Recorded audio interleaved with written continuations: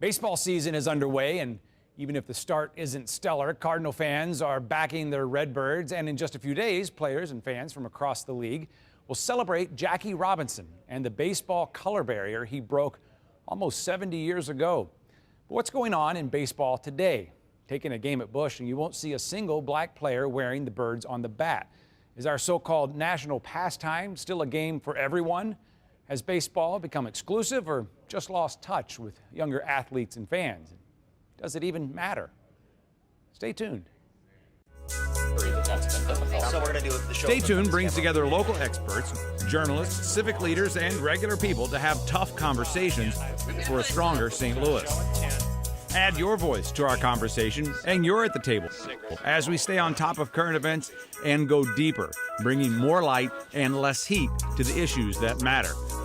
From the 9 network of public media in Grand Center, this is Stay Tuned. It's a game grounded in tradition. And in St. Louis, baseball is much more than a game. For at least 81 home dates, it seems like the social center of the city. But is it a game for all?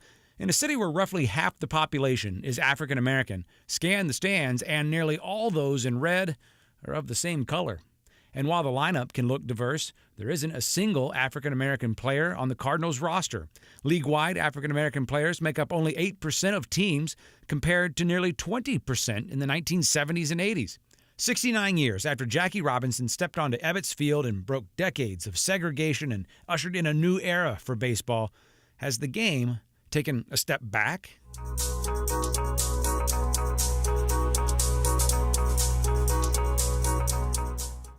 And the footage you just saw there at the end is from a new Ken Burns documentary that I have a feeling is going to have us talking even more in the baseball conversation about Jackie Robinson than normally this time of year. That premieres on Monday night here on 9 PBS at 8 p.m. Monday and Tuesday. We're going to have a little sneak peek of it later in the show as well. I'm also excited about a panel discussion we have coming up in studio here that includes my colleague from KSCK, Renee Knott. But first, let's go back and take a look back at Cardinal history just a little bit with Brian Finch, kind of the de facto historian for the Cardinals, not your official title, manager of stadium tours and museum outreach. We appreciate your knowledge about Cardinal history, though. Can you clarify, give us the Cardinals' role in the Jackie Robinson story? Can you clarify it maybe? Well, it's pretty interesting with some people say the Cardinals don't necessarily have a role. And depending upon which side of history you want to be on, they say it's a negative, stance or a positive stance. But the Cardinals are somewhat unique in that Branch Rickey, the man that is responsible for signing Jackie Robinson as the general manager of the Brooklyn Dodgers, really got his start as the front office man, with the Cardinals. So he had a lot to do with, changing how the business of baseball worked as the vice president of the St. Louis Cardinals. He really came on board in that position, had named himself as the field manager of the Cardinals as a cost-cutting move in 1919. He also thought he was smarter than most people. He really was smarter than his ball players, too. He isolated himself. Most of those ball players in the late 19-teens, in the early 20s, they weren't educated players. And he was doing chalk talks in the locker room and it was just above their heads. He also was instituting training methods, though, that was changing the game. And he recognized behind the scenes that the business of baseball needed to be changed and created this concept of the affiliated minor league system, which we now know as, the farm system. So that really changed how the business worked. But Branch also had this purity about him. And even from his college days on, he didn't really discriminate against ball players, but he did operate in the system that the owners would not allow, it wasn't really, black to white, it was white to non-white players. So it wasn't just African American players, it was any player that had, darker skin, they were not allowed to play the game of Major League Baseball. How did the Cardinals, the players respond when Jackie Robinson broke the color barrier? Well, it depends on who you ask, but I think the history books show that most players, he wasn't well received throughout the league. And of course, at the time when Jackie Robinson broke the color barrier in 1947, the facts are that St. Louis was still the southernmost and westernmost Major League Baseball team and, of course, city. And we know that St. Louis had the largest African American population of any Major League city at the time. We also know that Sportsman's Park whether right or wrong at the time, was the last baseball stadium in that era to desegregate. So those are the things that are a little bit uncomfortable to talk about. However, when Gussie Busch bought the team with Anheuser-Busch in 1953, he was really on it to really break this barrier in St. Louis. And so while we talk about those things being negatives, the Cardinals were right in the middle of all major league teams to desegregate their roster, really integrate their roster. Tom Alston was our first African-American player who broke that color barrier for the Cardinals. 1953? 1954, so April 13th, 1954. And Busch really went to great lengths to get him on the roster. He gave up 2 players and $100,000 to sign him from San Diego, which was a high-level minor league club in the Pacific Coast League. And then Jackie Robinson wasn't alone in some of the things he faced. We also sat down earlier this week with Ted Savage, former Cardinal player, and he shared some of his experience as a baseball player. I always wanted to be like Jackie. I could run a little bit, I could steal bases. At that time, I thought I could do it all. And I guess I did well enough to make it to the major leagues. And still want to be like Jackie because of what he went through. I had the opportunity or the chance, and I did go through some of the same things that he went through. One day, I'm on the on-deck circle. I'm getting ready to hit. The bat boy comes to me and says, "Savage, you got to read this note." I said, "Read what note?" I said, "I can't be reading no note from no girl." Nothing. He said, "It ain't from no girl. It ain't from your wife." I said, "Give it to me right quick." I got the note, I looked at it, and the note says the N-word. If you think about hitting tonight, look down the left field line. If that ain't good enough for you, look down the right field line. Then I look down the left field line, and I see this burning sign down there, cross. I see the white robes. Damn. I look down the right field line, I see the same thing. And they say, if you think, and once again, I let them know this, if you think about hitting, think again. So I got up and walked back to the manager, Skip. I said, he said, "Savage, where you going?" I said, "Did you read the note?" He said, "I read it." He said, "You read it too, didn't you?" I said, "Yeah, I read it." He said, "Where you going?" He said, I said, "I'm not going to hit tonight. I'm through." And then what I'm thinking at the same time is that something is going to happen. They're going to try to hang me or shoot me or something. And at the same time, some of the ball players are already moving away from me because they think they might shoot in the dugout. And I just went on in the dugout. They called the police. And they escorted me back to the hotel, got my stuff, escorted me to the airplane on the runway and sent me back to my home team. I was glad to get out. I was scared. There were a lot of games, a lot of times I was just flat out scared. And then to go out there and listen to one of the managers who might say, "Well, you're not giving us your all. You're not doing your best." And here I am. Somebody sent me a note or wrote me a letter saying they're going to kill me if I play and all this kind of stuff. You know, here I am trying to hit and look over my shoulder and see if anybody's pointing something at me or they going to come to the ballpark. And I guess a lot of people say, "Why didn't you quit?" Because I didn't want to quit. I wanted to play baseball. I wanted to be like Jackie Robinson. I wanted to help break the color barrier. But at the same time, I was scared as hell. Scared to death.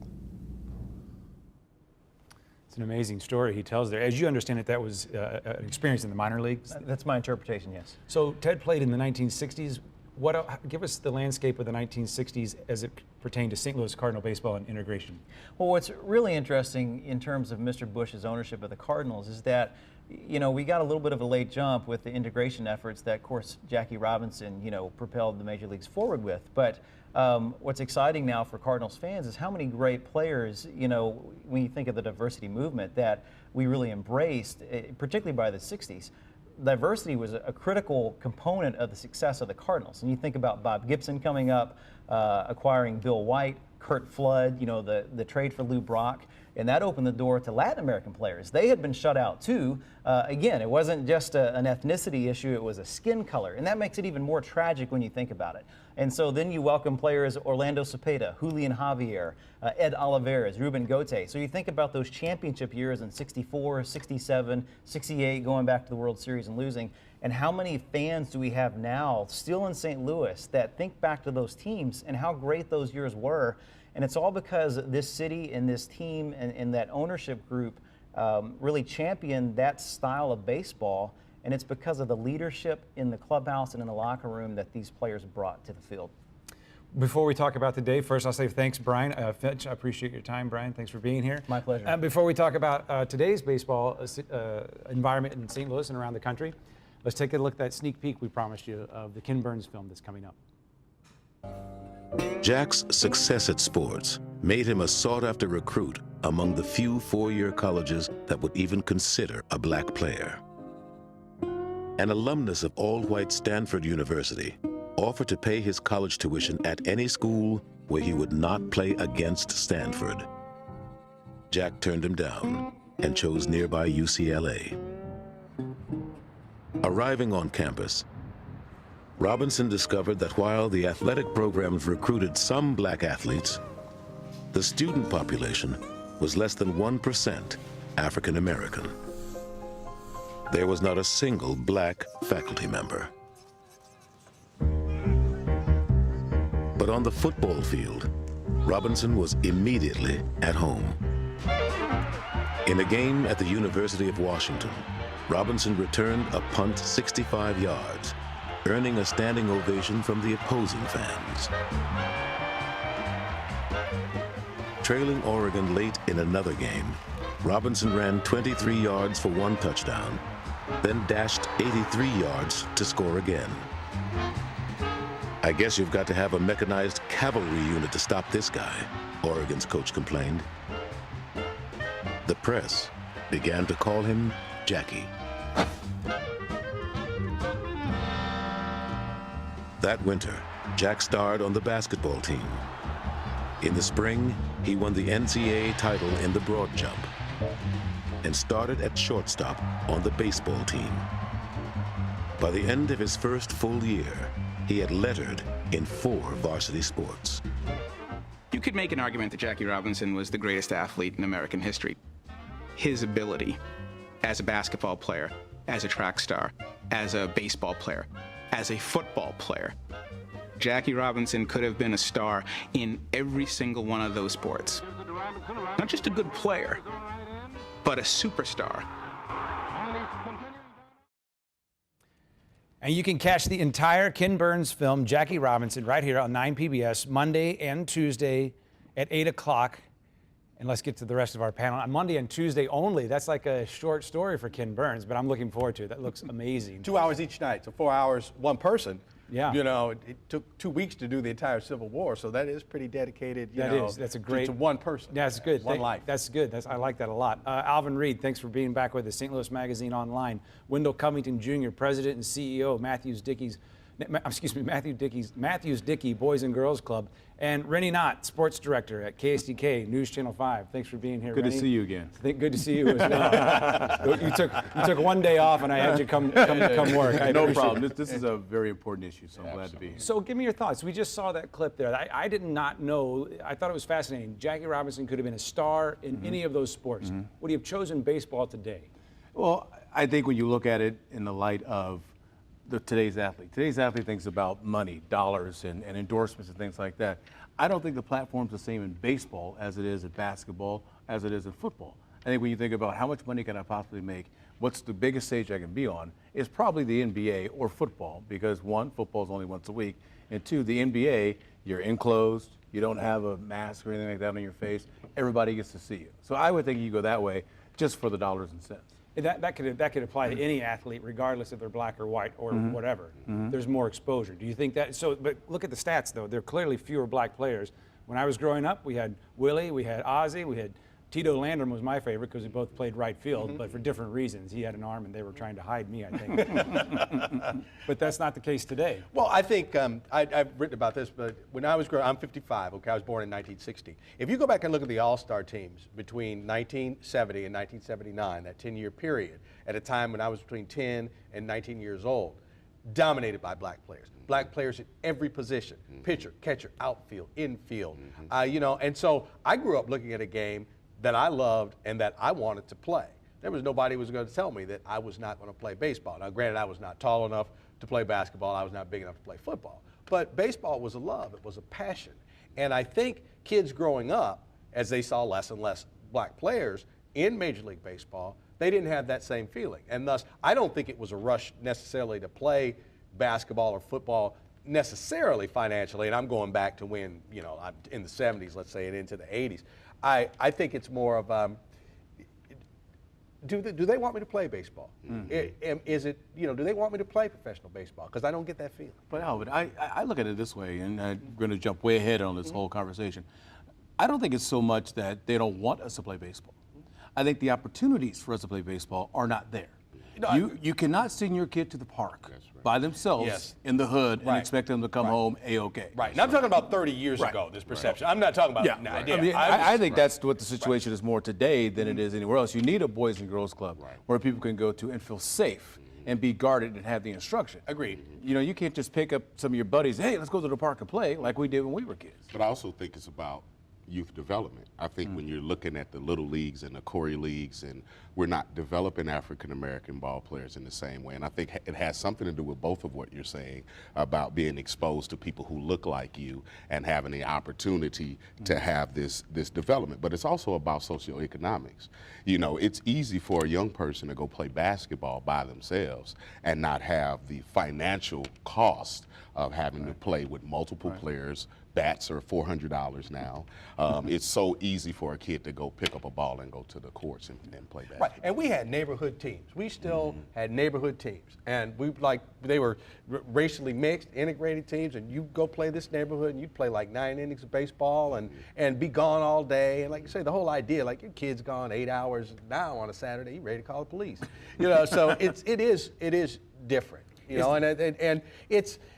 I think that the more people are exposed to baseball at a young age, black kids, I think there's a greater chance that they would play baseball. Or is baseball just not keeping up with the times? This was a conversation that was easy to get going on social media this week, and one person just told us, quite frankly, they just find baseball boring compared to football and basketball. Right. Well, it's very boring. I mean, give me a break. You sit there and nothing may happen the entire 9 innings, and one play decides everything. Right. Whereas in basketball, it's back and forth, these huge crowds from the NCAA all the way up. You look at football, once a week. Everybody's geared up for that one game. Beat your rivals. In baseball, you play your rival, you play the Cubs. Well, I got a 4-game series, got a 3-game series, got a 5-game series. Then we'll meet them again next month, and then 2 months after that. So it's not like that one game is the end-all, be-all. So I do see why there's a disconnect now when it comes to today's youth and wanting to be a part of baseball. I think baseball's the greatest game. I still keep score when I go to the game. I'm sorry, I disagree. Who else keeps score besides you? But let me tell you what. When I was 20, everybody was doing it. Yeah. By the time I was 50, nobody was doing it. Yeah. So that's it. You're right. The attention span and what people want to get out of baseball is different. Game has changed. You know, we went through an era where balls were flying out of the stadium, 70, 75 home runs at a time, and everybody was losing their mind. We found out there was a little bit more to that than just baseball talent. But baseball went crazy. Stealing a base, why would you steal a base? You better stand there and let that guy hit.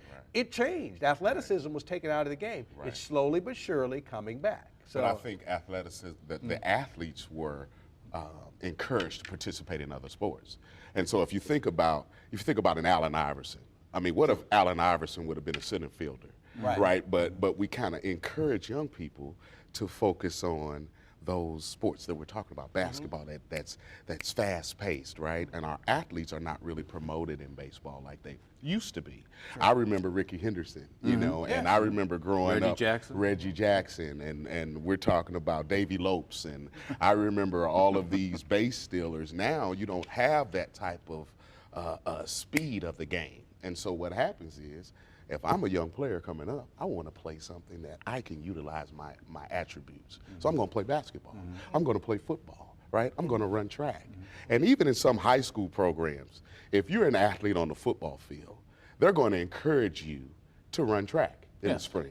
And so now we're competing in seasons, right? And so I had an example like that growing up in high school. I love baseball. My dad is a huge Dodger fan. I shouldn't say that publicly in St. Louis, but he's a huge Dodger fan, wanted me to play baseball. Got to the 8th grade, they kind of said, well, you know, if you want to play football, you know, you're going to run track, right? And so I felt compelled because football was my first love. And so, but I really love baseball, so. I have a great friend.